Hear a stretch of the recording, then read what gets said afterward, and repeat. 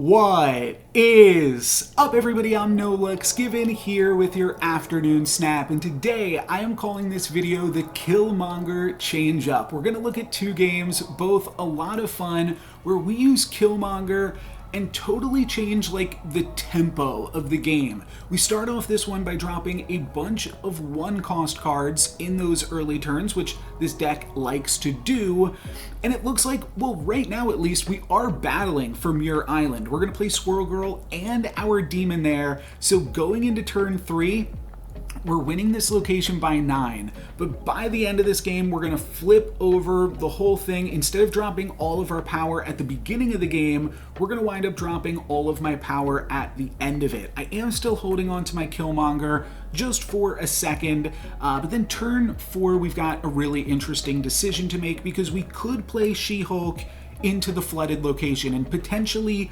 win that location, though it might make it harder to win the other location. So I'm going to go for She-Hulk into Titan now instead, and my opponent is going to wind up flipping up a Brood in the flooded location. So we're still technically winning there, which is why I think this game is even more fun. We are now going to completely sacrifice our flooded location, and the reasoning behind this, if my opponent is willing to put a Brood there, they have some way to pump Brood up. They're going to have like a Silver Surfer or something later on in this game. And if we do the math, if we kill our 3 squirrels, the demon, the hood, Yondu, Nightcrawler, plus the card that Yondu destroys, that's 8 cards destroyed, which means we can go Yondu plus Killmonger this turn, and then next turn we'll be able to play Aero plus Death. The math just works out perfectly. With 8 cards destroyed, Death is only going to cost 1. So that makes this a really, really good play. And then we blow up my opponent's Mystique. So now I know exactly what my opponent is planning on doing. They are playing a Cerebro 2 deck, now a Cerebro 3 deck that Blue Marvel has pumped everything up. So even if my opponent plays a Cerebro and one other card into Titan, they're going to have 4 5-power cards, which means they're going to have 21 power there, and they think that's good enough to snap.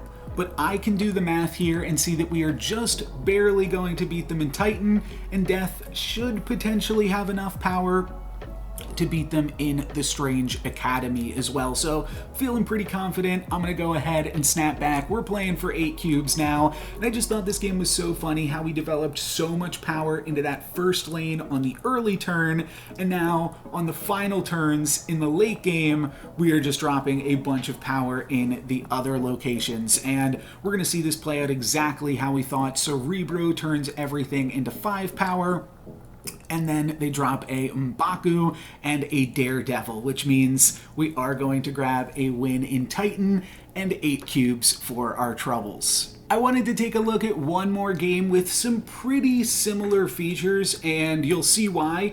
It's a Mojo World game, which obviously very much incentivizes you for playing a bunch of cards at the Mojo World location, and more than just a Mojo World game, it's going to be a Dream Dimension Mojo World game. So on turn 4, we're going to have 2 Mojo Worlds. So it would certainly seem like it's a pretty good idea to keep around all of these one-cost cards and have some nice potential to win these locations early on. But then we get Sinister London as our 3rd location, and that's definitely going to flip some of this stuff on its head in terms of how I'm viewing this game, because now I'm actually going to potentially run out of room to play all of the cards that I want to play. So I'm going to play Deathlock and start to blow some of this stuff up. Next turn we'll get to play the Hood, double play the Hood and then Killmonger, and just destroy everything that we've worked so hard to create. We're going to destroy a bunch of stuff this turn as well with the Deathlock,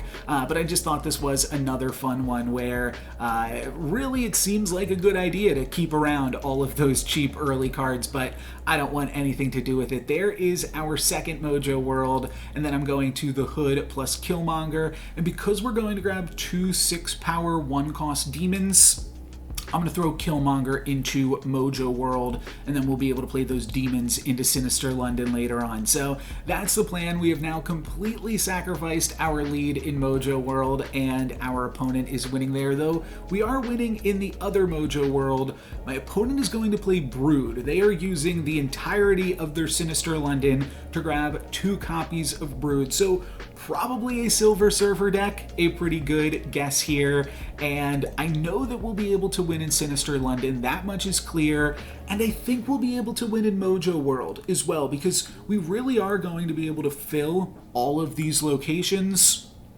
with the fact that we're going to be able to dump our whole hand next turn. At the very least, we're going to be able to drop She-Hulk, Death, and double Demon. So that's what I'm going to go for, and I'm just hoping that it is going to be enough here. Aero, not really going to do anything for us. Could have helped us play around Sinister London, but we don't have that anymore. And I just need to win one of these other locations. So I'm thinking either all 3 of our cards go into Mojo World and we win that, or just one of our cards goes into, I shouldn't have said Mojo World, all 3 of our cards go into location 1 and we probably win that, or just one of our cards goes into location 2, which should be enough to win that one. Let's see. Haven't quite done the math yet, though. We're watching this as a highlight video, so you can probably guess what happens.